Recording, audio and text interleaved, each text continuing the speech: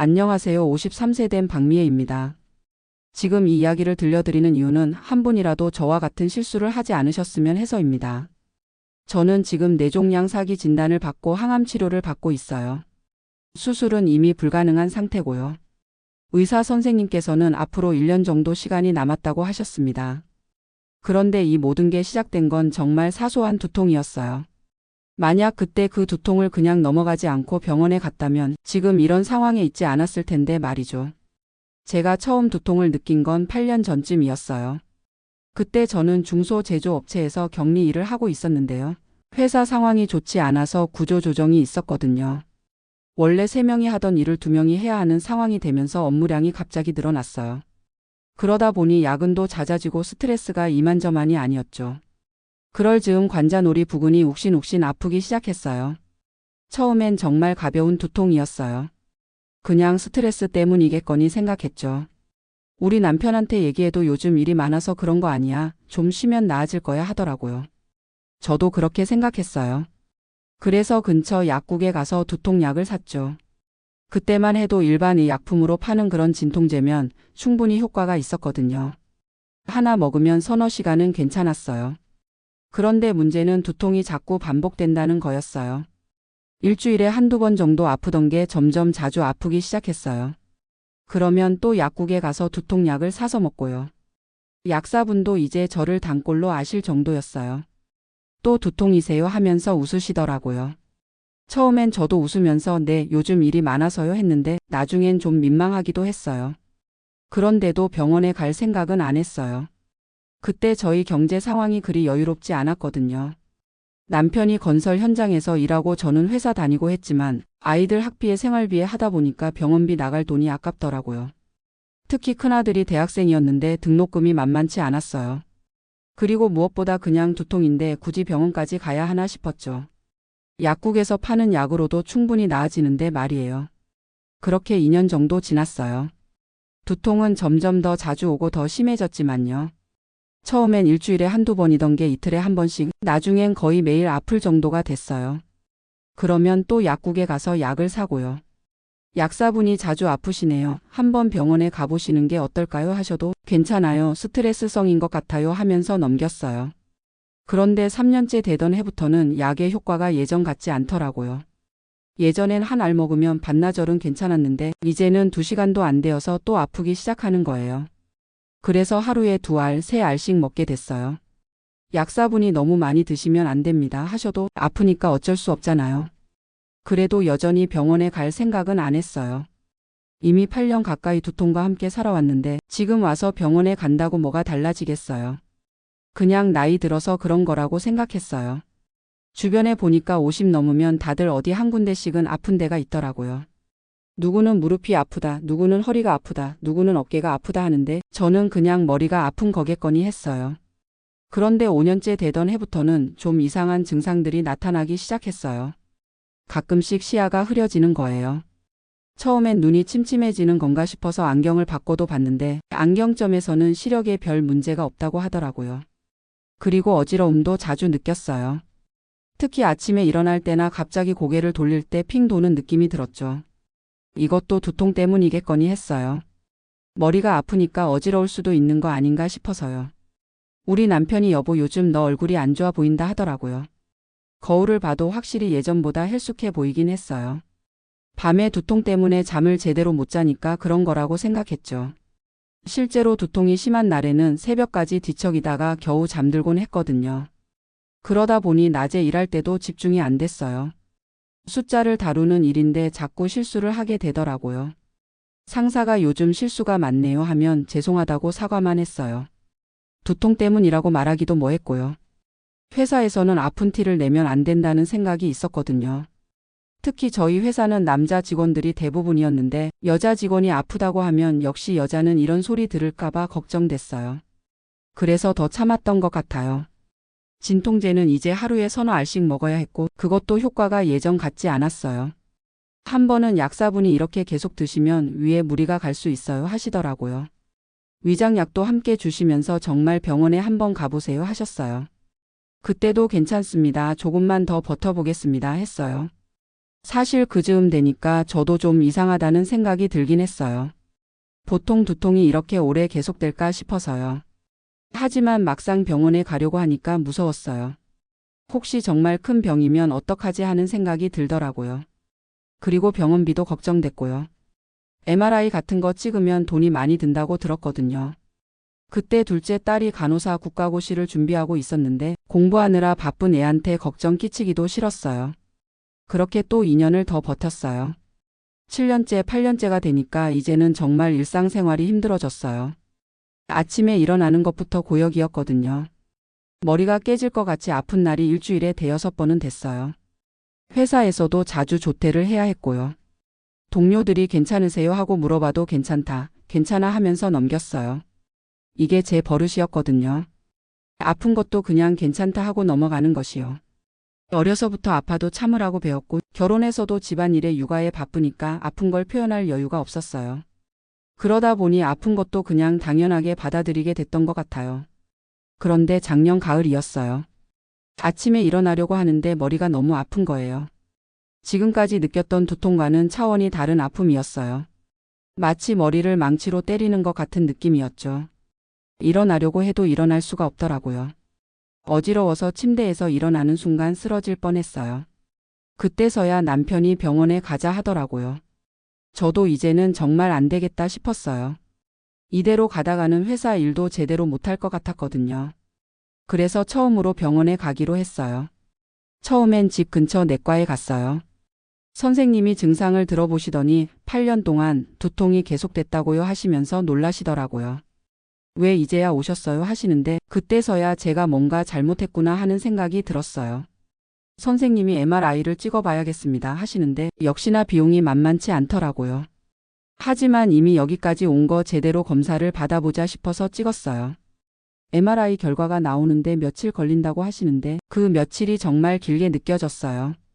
혹시 정말 큰 병이면 어떡하지 하는 생각에 밤잠을 못 잤어요. 그런데 결과를 들으러 갔는데 선생님 표정이 심각하시더라고요. 큰 병원에서 정밀 검사를 받아보셔야겠습니다 하시면서 의뢰서를 써주시는 거예요. 그때부터 정말 무서웠어요. 대학병원에 가서 신경외과 교수님을 만났는데 MRI 사진을 보시더니 한숨을 쉬시더라고요. 뇌종양이 있네요. 그런데 크기가 상당히 큽니다 하시는 거예요. 그 순간 머리가 하얘졌어요. 뇌종양이라는 말이 귀에 들어오지 않더라고요. 교수님이 언제부터 증상이 있으셨어요 하셔서 8년 전부터 두통이 있었다 했더니 8년 전에 오셨으면 수술로 완치가 가능했을 텐데 하시는 거예요. 지금은 종양이 너무 커서 수술이 어렵다고 하시더라고요. 그리고 추가 검사를 해봐야겠지만 사기로 보인다고 하셨어요. 사기라는 말을 들었을 때 정말 절망적이었어요. 옆에 있던 남편도 얼굴이 새파래지더라고요. 교수님이 항암 치료를 해볼 수는 있지만 완치는 어렵고 생명 연장 정도의 효과를 기대할 수 있습니다 하셨어요. 그러면서 앞으로 1년 정도 시간이 있을 것 같다 하시는데 그 말이 마치 선고 같았어요. 병원에서 나오는데 다리에 힘이 하나도 없더라고요. 남편이 부축해서 겨우 집에 왔는데 집에 와서도 아무 말을 할 수가 없었어요. 그날 밤 남편과 둘이 앉아서 많이 울었어요. 내가 그때 병원에 가자고 더 강하게 말했어야 했는데 하면서 남편이 자책하더라고요. 하지만 남편 잘못이 아니에요. 제가 계속 괜찮다, 괜찮아 하면서 넘겼으니까요. 아이들한테 말하는 것도 쉽지 않았어요. 특히 둘째 딸은 간호사라서 더 충격이 클 것 같았거든요. 하지만 숨길 수도 없는 일이고 가족이니까 함께 이겨내야 한다고 생각해서 말했어요. 큰아들은 엄마 괜찮을 거야 하면서 위로해줬는데 목소리가 떨리는 게 느껴졌어요. 둘째 딸은 처음엔 아무 말도 못하더니 나중에 와서 엄마 미안해 하면서 우는 거예요. 간호사가 되려고 공부하면서도 엄마 두통을 그냥 넘어간 게 미안하다 하더라고요. 하지만 이건 누구 잘못도 아니에요. 다 제가 참고 넘어간 게 잘못인 거죠. 그 후로 항암 치료를 시작했어요. 처음엔 부작용이 심해서 정말 힘들었어요. 머리카락도 다 빠지고 토하고 몸살 기운이 계속 있고요. 그런데 항암 치료를 받으면서 오히려 두통은 좀 나아졌어요. 8년 동안 계속 아팠던 머리가 약간 덜 아픈 느낌이었거든요. 아이러니하게도 죽을 병 치료를 받으면서 두통이 줄어든 거예요. 지금은 항암 치료 6차까지 받았어요. 종양 크기가 조금 줄어들긴 했지만 완치는 여전히 어렵다고 하세요. 그래도 1년이라고 했던 시간보다는 조금 더 살 수 있을 것 같다고 하시더라고요. 처음 진단받았을 때는 정말 절망적이었는데 지금은 좀 달라졌어요. 물론 무섭고 슬프긴 하지만 남은 시간을 어떻게 보낼지에 대해 생각하게 됐거든요. 무엇보다 가족들과 함께하는 시간이 너무 소중해졌어요. 예전엔 남편이랑 대화도 별로 안 했는데 지금은 하루에도 몇 번씩 이야기를 나눠요. 아이들도 자주 와서 안부를 물어보고요. 특히 손녀가 놀러 오면 정말 행복해요. 예전엔 아이 돌보기가 힘들다고 생각했는데 지금은 손녀랑 시간 보내는 게 가장 즐거워요. 그리고 제가 아프면서 알게 된 게 하나 있어요. 세상에 저처럼 두통을 오래 참다가 뒤늦게 큰 병을 발견하는 사람들이 생각보다 많다는 거예요. 병원에서 만난 다른 환자분들 이야기를 들어보니까 나도 그런 증상이 있었는데 그냥 넘어갔다 하시는 분들이 많더라고요. 특히 우리 세대 여성들은 아픈 걸 표현하는 것을 부끄러워하거나 가족 때문에 참는 경우가 많은 것 같아요. 저도 그랬거든요. 병원비가 아까워서 시간이 없어서 별일 아닐 거라고 생각해서 참았죠. 하지만 지금 생각해보니까 그게 가장 큰 실수였어요. 8년 전에 병원에 갔다면 수술로 완치할 수 있었다는 교수님 말씀이 계속 머릿속에 맴돌아요. 그때 병원비가 아까워서 참은 돈보다 지금 치료비로 나가는 돈이 훨씬 많거든요. 항암 치료 한 번 받는데 드는 비용이 몇백만 원이에요. 8년 전에 MRI 한 번 찍는 비용과는 비교할 수 없죠. 게다가 무엇보다 시간을 잃어버렸어요. 건강하게 살 수 있었던 시간을 다 놓친 거예요. 지금 제가 가장 후회하는 건 바로 그거예요. 아이들 결혼식도 제대로 못 봐줄 것 같고 손자 손녀들이 크는 것도 다 못 볼 것 같다는 게 가장 슬퍼요. 만약 8년 전에 병원에 갔다면 지금쯤 건강하게 손녀들과 놀아주고 있을 텐데 말이에요. 그래서 이 이야기를 들려드리는 거예요. 혹시 지금 두통으로 고생하고 계신 분들이 계시다면 절대 저처럼 참지 마세요. 두통이 한 달 이상 계속된다면 반드시 병원에 가보세요. 특히 진통제를 자주 드시게 된다면 더욱 그래요. 저처럼 8년 동안 약국 진통제로만 버티시면 안 돼요. 병원비가 아깝다고 생각하지 마세요. 조기에 발견하면 치료비도 훨씬 적게 들고 무엇보다 완치 가능성이 높아져요. 그리고 혹시 검사 결과가 나쁘게 나올까봐 무서워하지 마세요. 두려워서 검사를 미루다가 저처럼 되면 더 무서운 일이 생겨요. 조기 발견이 정말 중요해요. 제가 간호사인 딸한테 들었는데 뇌종양도 1기나 2기에 발견하면 수술로 90% 이상 완치된다고 해요. 하지만 4기까지 가면 완치율이 10%도 안 된다고 하더라고요. 저는 그 10%에도 못 들어가는 상황이고요. 그리고 또 하나 말씀드리고 싶은 건 가족들이 아프다고 하면 무시하지 마시라는 거예요. 우리 남편도 처음에는 스트레스성이겠지 하면서 대수롭지 않게 생각했거든요. 물론 남편을 탓하는 건 아니에요. 저 자신도 그렇게 생각했으니까요. 하지만 가족이 계속 아프다고 하면 한 번쯤은 진지하게 받아들여 주세요. 특히 여성분들은 아픈 걸 잘 표현하지 않는 경우가 많아요. 정말 아픈데도 괜찮다 하고 넘어가는 경우가 많거든요. 저처럼요. 그러니까 가족이 괜찮다 해도 증상이 계속 반복된다면 병원에 가자고 권해주세요. 지금 저희 가족은 제가 아프면서 오히려 더 가까워진 것 같아요. 예전엔 각자 바쁘다고 대화도 별로 안 했는데 지금은 하루에도 몇 번씩 안부를 묻고 이야기를 나눠요. 남편도 그동안 당신이 아픈 걸 몰라줘서 미안하다 하고 아이들도 엄마를 더 챙겨줬어야 했다 하면서 후회하더라고요. 하지만 이제라도 이렇게 서로 소중하게 생각하게 된 것만으로도 다행이라고 생각해요. 물론 건강했을 때 이랬으면 더 좋았겠지만요. 요즘 저는 일기를 써요. 하루하루 제가 느끼는 것들, 가족들과 나눈 대화들을 기록해두고 있어요. 나중에 제가 없어져도 가족들이 일기를 보면서 저를 기억할 수 있도록요. 그리고 항암 치료 받으면서 알게 된 다른 환자분들과도 많은 이야기를 나눠요. 다들 저와 비슷한 후회를 하고 계세요. 그때 병원에 갔더라면, 그때 검사를 받았더라면 하면서요. 그래서 더욱 이 이야기를 들려드리고 싶었어요. 저처럼 후회하는 분들이 더 이상 생기지 않았으면 해서요. 지금 제가 받고 있는 항암 치료는 완치를 목적으로 하는 게 아니라 생명 연장을 위한 거예요. 솔직히 부작용도 심하고 힘들어요. 하지만 하루라도 더 살기 위해서 견디고 있어요. 가족들과 함께 할 수 있는 시간이 하루라도 더 길어졌으면 해서요. 요즘은 작은 것에도 감사하게 돼요.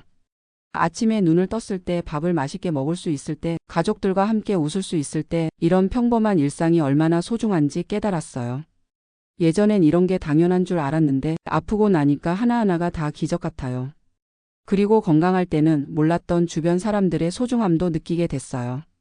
진짜 저를 걱정해주는 사람들이 누구인지, 어려울 때 함께해주는 사람들이 누구인지 알게 됐어요. 반대로 멀어진 사람들도 있어요. 암이라는 말을 들으면 뭔가 전염될까봐 두려워하는 사람들도 있고 어떻게 대해야 할지 몰라서 피하는 사람들도 있더라고요. 처음엔 서운했는데 지금은 이해해요. 사람들도 어쩔 수 없는 감정이니까요. 대신 정말 소중한 사람들만 곁에 남았고 그 사람들과의 관계가 더욱 깊어졌어요. 지금 제가 가장 힘든 건 가족들에게 걱정을 끼친다는 거예요. 특히 딸이 간호사라서 제 상태를 더 정확히 알거든요. 그래서 더 힘들어하는 것 같아요. 제가 아플 때마다 달려와서 돌봐주는데 고마우면서도 미안해요. 나이가 이제 결혼할 때인데 엄마 병간호 때문에 신경 쓸 일이 많아졌으니까요. 남편도 마찬가지예요. 건설 현장 일이 체력적으로 힘든데 집에 와서도 저 때문에 쉴 수 없으니까 정말 고생이 많아요. 그래도 한 번도 힘들다는 소리 안 하고 잘 돌봐줘요. 가끔 제가 미안하다 하면 무슨 소리야, 당연한 거지 하면서 웃어줘요. 이런 가족이 있어서 제가 이만큼이라도 버틸 수 있는 것 같아요. 요즘은 하루하루가 정말 소중해요. 내일이 있다는 보장이 없으니까 오늘 할 수 있는 일은 오늘 하려고 해요. 사랑한다는 말도 자주 하고 고마움도 그때그때 표현하고 미안한 마음도 솔직하게 말해요. 예전에는 이런 감정 표현을 잘 안 했는데 지금은 하고 싶은 말은 다 하려고 해요. 언제까지 말할 수 있을지 모르니까요. 그리고 제가 경험한 걸 다른 사람들과 나누려고 해요. 병원에서 만난 다른 환자분들께도 제 이야기를 들려드리고 지금처럼 이렇게 많은 분들께도 말씀드리고 있고요. 제 실수를 통해서 다른 분들은 같은 실수를 하지 않으셨으면 해요. 무엇보다 건강검진을 정기적으로 받으세요. 나이가 들면 몸에서 이상 신호를 보내는데 그걸 무시하면 저처럼 될 수 있어요. 두통뿐만 아니라 어떤 증상이든 계속 반복된다면 꼭 병원에 가보세요. 설마 큰 병이겠어 하는 마음으로 방치하지 마시고요. 조기 발견이 정말 중요해요. 그리고 경제적 부담 때문에 주저하지 마세요. 지금 당장 드는 검사비가 아까울 수 있지만 나중에 치료비로 드는 돈과는 비교할 수 없어요. 무엇보다 건강을 잃으면 돈으로도 살 수 없거든요. 저는 이제 남은 시간을 가족들과 함께 보내면서 하루하루 감사하며 살려고 해요. 완치는 어렵지만 포기하지 않고 치료받을 거고 마지막까지 희망을 놓지 않을 거예요. 혹시 지금 이 이야기를 듣고 계신 분들 중에서 몸에 이상이 있으신 분들이 계시다면 제발 참지 마시고 병원에 가보세요. 특히 두통이 자주 있으시거나 진통제를 자주 드시게 되신다면 더욱 그래요. 저처럼 8년을 참다가 뒤늦게 후회하지 마시고 지금 당장 병원 예약을 잡으세요. 그것이 여러분 자신을 위해서도 여러분을 사랑하는 가족을 위해서도 가장 좋은 선택이에요. 건강할 때 건강을 지키는 것, 그것이 가장 중요하다는 걸 제가 아프고 나서야 깨달았어요. 여러분은 저보다 더 현명한 선택을 하시길 바랍니다. 감사합니다.